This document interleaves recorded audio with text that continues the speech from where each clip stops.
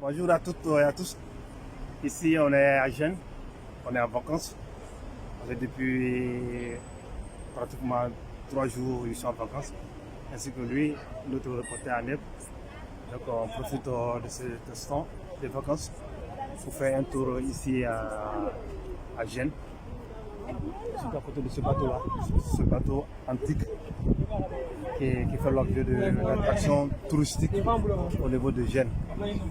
Et ici, en visitant cette ville historique de Gênes, les pensées sont allées directement, irrésistiblement vers notre frère éclaireur pro vérité, celui-là qui m'a séduit sur Facebook à travers son émission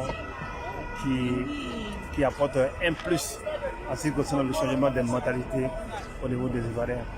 Comme le président Ouattara a dit, on a besoin d'Ivoiriens nouveaux. Et lui, il est en train de travailler énormément dans ce sens. Frère éclaireur pro vérité, merci à vous, vraiment merci à vous.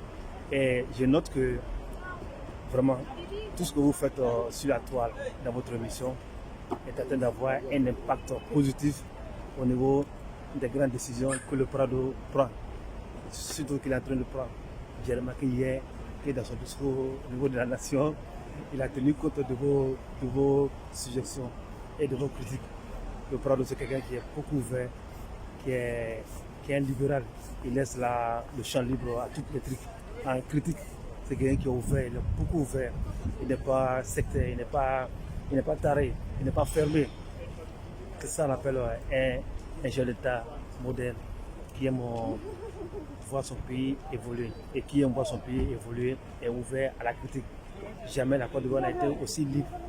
Jamais la Côte d'Ivoire n'a été aussi libre au niveau de la liberté d'expression.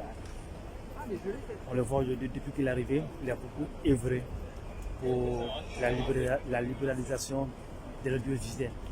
Aujourd'hui, il n'y a plus de chaînes de télévision, de radio et aussi la presse écrite pour le critiquer. Et les critiques, il n'est pas allergique aux critiques. Au contraire, il les prend avec fair play et il s'en sert pour aller de l'avant, pour offrir le mieux possible à la Côte d'Ivoire. Ok, frère éclaireur vérité, vous parlez très bien l'anglais. Lui aussi, il parle très bien l'anglais. Donc il a quelque chose à vous dire. Bon, on marche, allons-y. Hello, Monsieur Éclaireur Vérité. Today I'm here because I wanted to thank you. Because you helped us by putting our videos on your social medias, and I really idolize you because you're one of those people that are trying to help Alassane Ouattara by putting videos on YouTube and Facebook.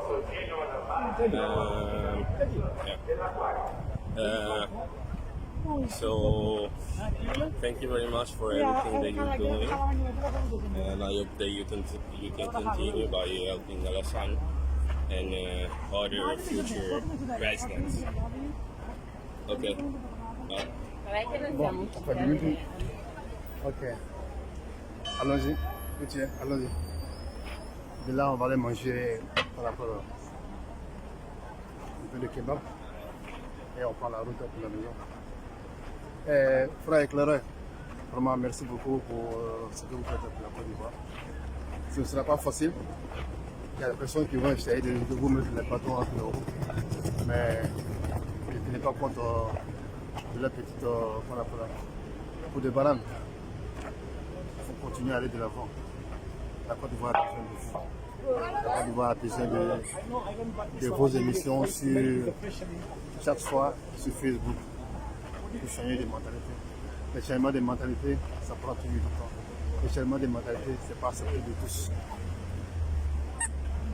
Le changement des mentalités, il y a toujours des personnes qui vont mettre les bâtons sur la roue. C'est pas facile, hein? Mais l'important est que le Prado le prenne dans le bon sens. L'important que le Prado vous accepte. Et je sais que le Prado, il a besoin des personnes comme vous, de vos critiques. C'est ça qu'on appelle quelqu'un de bonne ouverture, de bonne mentalité, très ouverte. Le Prado, il nous a montré qu'il est très très ouvert. Il a dit hier dans son message à la nation qu'il saluait la rencontre entre Pilier et Bobo. Mais si c'est quelqu'un qui était opposé à cette rencontre, il n'avait même pas mentionné ça hier, mais il a mentionné, ce qui montre que voilà, quelqu'un d'exceptionnel à la tête de notre pays. Donc, éclairé, il faut aller de l'avant. L'important est que vous ne pliez pas le film. Vous n'avez pas raison à vos détracteurs. Ceux qui veulent vous voir trébucher, ceux qui veulent vous voir jeter le poche. Comme je l'ai dit la dernière fois, les intellectuels de haut niveau, les intellectuels comme vous, ne sont pas acceptés de tous. On a trop peur des intellectuels. Quand j'allais faire le constat en Côte d'Ivoire, ils ont trop peur de la diaspora. Quand ils viennent de la diaspora et qu'on te voit en Côte d'Ivoire, ils ont peur de vous. Ça, c'est une réalité. Parce qu'on se dit que tous ceux qui viennent de la diaspora, ils côtoient des intellectuels, des grands cerveaux. Et ça, c'est pas faux. Ici, par exemple, je prends le cas de l'Italie. L'Italie, c'est le pays des intellectuels. C'est le pays qui fournit trop d'intellectuels chaque année. À titre d'exemple,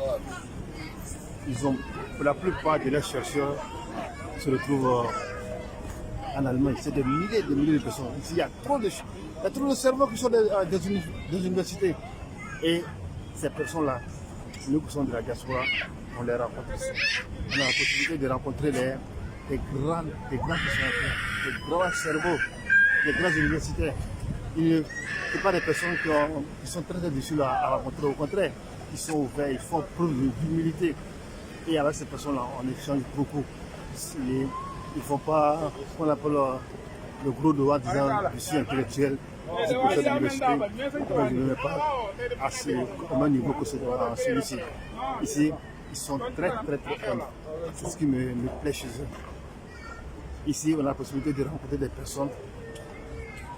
Si c'est au niveau du pays, ces mêmes personnes-là, il faut passer par des dizaines qu'on appelle de personnes interposées pour avoir accès à ces personnes-là. Avec ici en Italie, ça c'est un jeu d'enfant.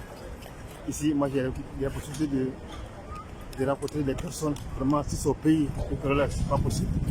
Je ne peux jamais imaginer. Donc avec ces personnes-là, nous on échange, on fait tout, on s'appelle, on fait tout chaque jour. Donc même si on n'a pas le même niveau d'études universitaires qu'eux, ils nous apportent plus. On peut débattre avec eux facilement. Et au pays, quand on discute avec les grands intellectuels, tout de suite cela sort qu'on appelle dans notre manière de raisonner et ça les effraie. Je sais que c'est le cas avec vous. Mais il faut tenir, le Prado a besoin de vous et la Côte d'Ivoire a besoin de vous, le RDP a besoin de vous. Et c'est qu'un jour ou l'autre,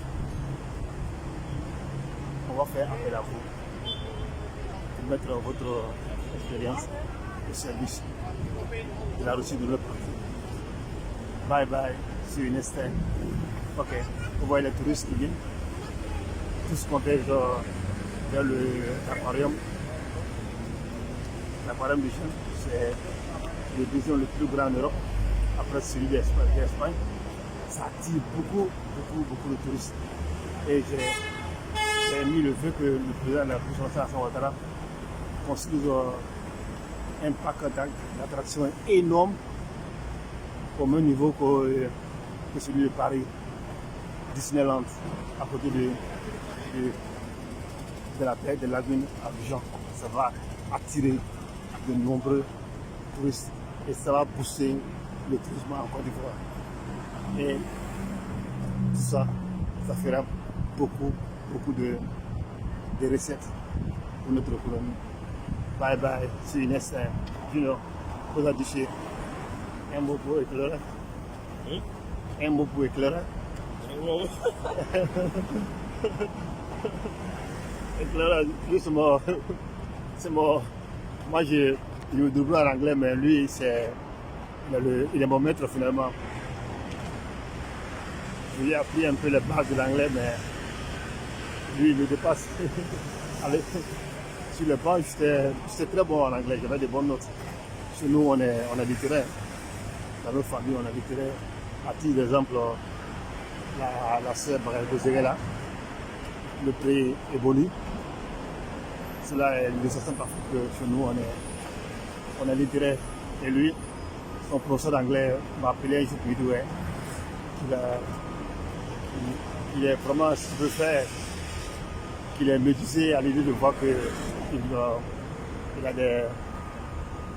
a des prédispositions en anglais.